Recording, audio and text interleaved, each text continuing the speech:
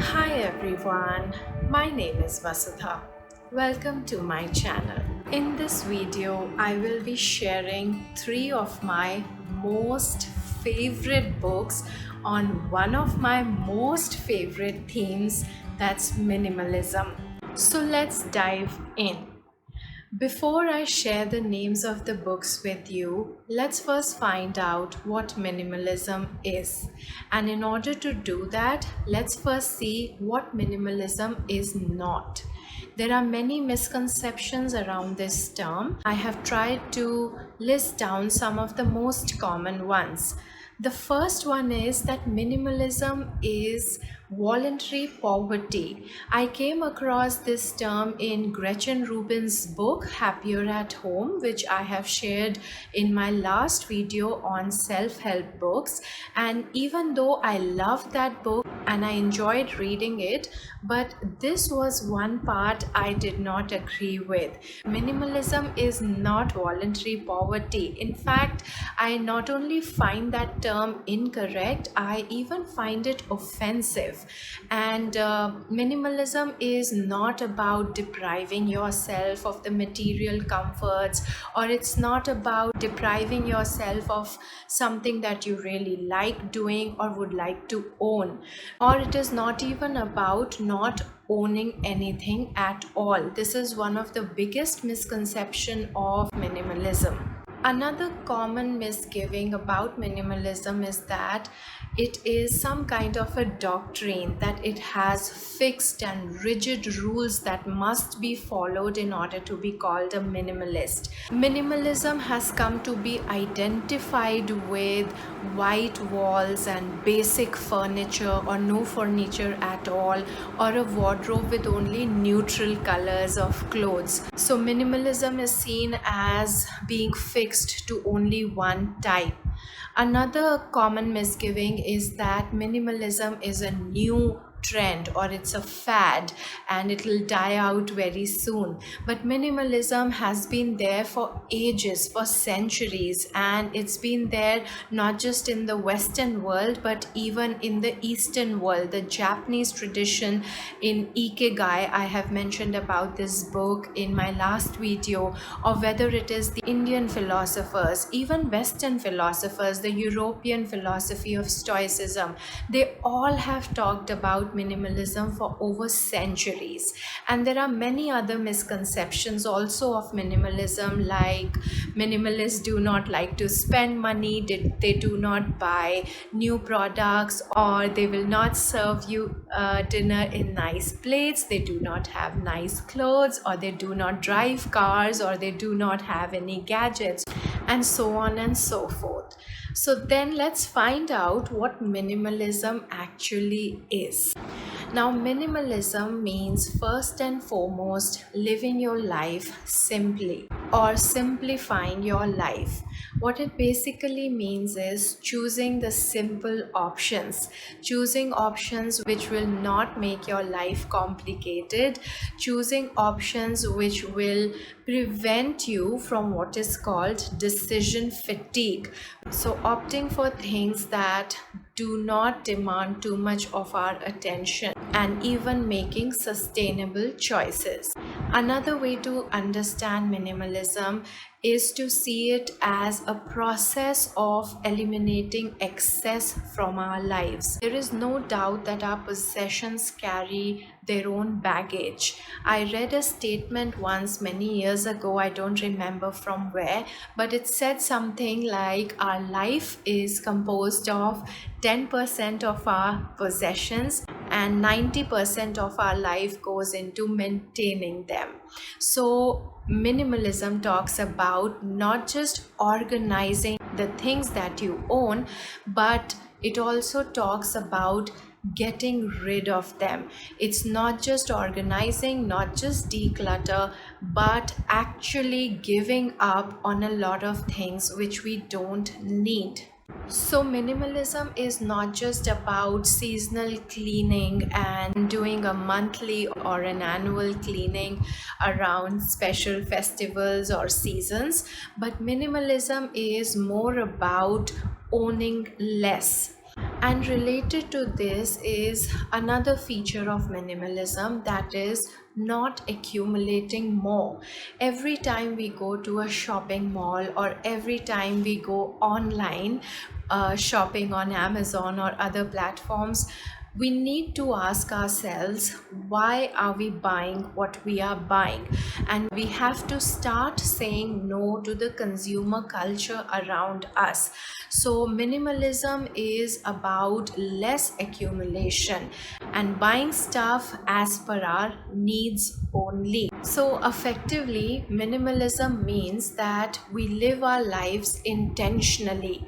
Minimalism implies that we get rid of all the extra stuff that we don't need by donating it or by recycling it or just by reselling it sometimes.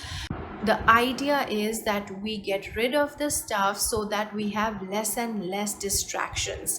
And when we have less distractions, we will on our own start living intentionally. When we have less stuff, then we will be able to focus our attention on what we actually want from our life, on what actually is the purpose of our life, what gives us pleasure, and pursuing those passions which give us real joy.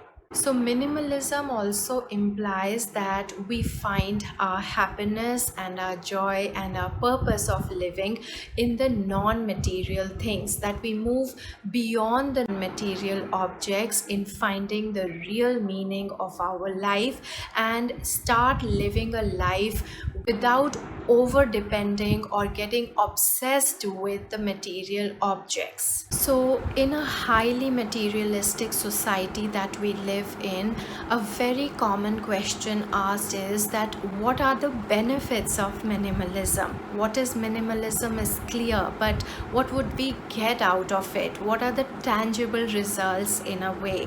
And to that, let's dive into some of the advantages of minimalism. So, why minimalism? Well, first and foremost, as I've said, we live in a highly materialistic society. So, this materialistic society has actually taken away all our attention from the things that really matter in our life. Our attention has been actually given away by our own selves, and we have lost our control over so many aspects of our life that we don't even realize it. So, the first and foremost reason why we must follow minimalism is to get that control back. We need to get that attention away from the material objects that have so conveniently started controlling us. So we need to get that attention back. We need to get that autonomy back. Our clothes shall not dictate what kind of a person we are, or the cars that we drive should not dictate our self-worth, or even the language that we speak or what schools our kids go to shall not dictate what is our self-worth. So let's take that autonomy and attention back from these things and put them where they really belong to. Another reason why we must follow minimalism is that once we have reduced and even eliminated most of the distractions from our lives, we find that we save our resources, that is time, money, and energy amongst other resources, and we can utilize them for the purposes that really matter to us. You must have often caught yourself saying that I really like to read books, but I don't find time during the day. Or I really want to learn a particular form of dance or music, but I have not found the time till yet. For years, I wanted to do something, but I have not found the time in my life till now to do things that really matter. So pause and think why you are unable to find the time for pursuing your own passions. What is it that is stopping you from pursuing what really is close to your heart? So probably you are not able to find time to pursue your own passions because of being overbooked on weekends with your friends, or because you are spending too much time on social media throughout the week that you are not noticing is actually adding up to many hours, or sometimes you overcommit to work on weekends and that leaves you with no time or energy to do something which you really want to do. So minimalism basically will help you in taking away your attention from things that don't matter or which are taking up too much of your time and energy without you having recognized them till now, and focusing that energy, that time, and all other resources, including money, into things that really matter to you. Another big advantage of minimalism is that it helps us in strengthening our not just financial health. Finances is a very big part, because once we stop purchasing a lot of stuff, when we stop buying things that we don't need, then obviously our wallet will be heavy. But other than the financial health, we also benefit a lot in our physical health, emotional health, and even in our mental well-being overall. So how minimalism helps us to achieve good health can be noticed or observed only over a period of time, but even in the short term you will see many moments of feeling relaxed and being more mindful. Also, you will be able to notice that you are much more calm.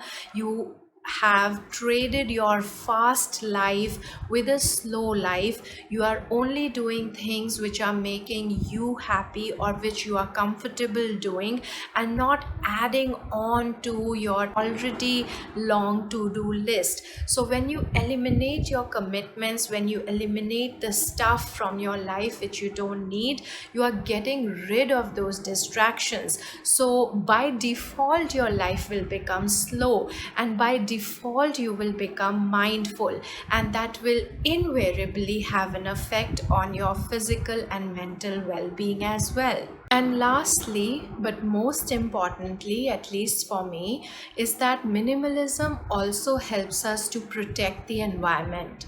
When we are over consuming things, when we are buying more than what we need, and when we are not using the things which we are buying, then we are doing a great disservice to the environment. If you check your wardrobe, there might be t-shirts, there might be pairs of socks, there might be so many handbags or clutch purses or even nail paints which we haven't used for years. So minimalism implies that we buy things which we are sure to use. Like I said in the beginning, minimalism does not mean depriving yourself of the material things. If you want to buy a nice outfit, go for it, but make sure that you wear it. Make sure that you will be using it, wearing it for a longer period of time, because minimalism is making sustainable choices, making choices that will last for a long time and which are not impulse buys, something that we should not keep for ourselves just in case we will be needing them, something that we don't buy only because someone else also has them, just because there is a nice lamp or a nice cutlery set or a nice dinnerware, just because you see that cute mug in a coffee shop, we should not buy it. So buying things only when we are sure that we will be using them. And fashion industry is the worst culprit in this regard, because as we know, the seasonal fashion trends keep on changing. Every few months there is a new trend, and fast fashion has actually destroyed the environment beyond limits. So when you make a choice of buying an outfit for yourself, do give it a thought that do you really want it? Do you really want to spend your money even on fast fashion, even if it is on sale? Do you really want to buy it? Is that really your style? Will that last you long enough? Or is it just going to go to the dumping ground, to the landfills in just a few months? So make wise choices, and when we consume less, then automatically we dispose less. So it's a win-win situation for us, that we don't have to keep on decluttering or organizing our wardrobe and so many other places in our home, and it's also beneficial to the environment. So minimalism is kind to the environment, if I can say. So that was by and large what minimalism is about. There are a lot of books on minimalism, and I'll share now the three most enjoyable, easy to read, and my favorite books on minimalism. The first one is by Cait Flander. It's called The Year of Less. The second one is by Courtney Carver, and it's called Soulful Simplicity. And the third one is by Brooke McAlary, and it's called Slow. All these three books talk about many different aspects of minimalism, and in all the three books the authors have talked about their personal stories, how they were maximalists, they were accumulators, hoarders, and now how they have actually turned their life around completely by adopting minimalism. And they have shown in their books how now their lives are so simple and so meaningful, full of the things that they really want and not what someone else is dictating them, how they have added more mindfulness, and how they are more happy now in their lives after adapting minimalism.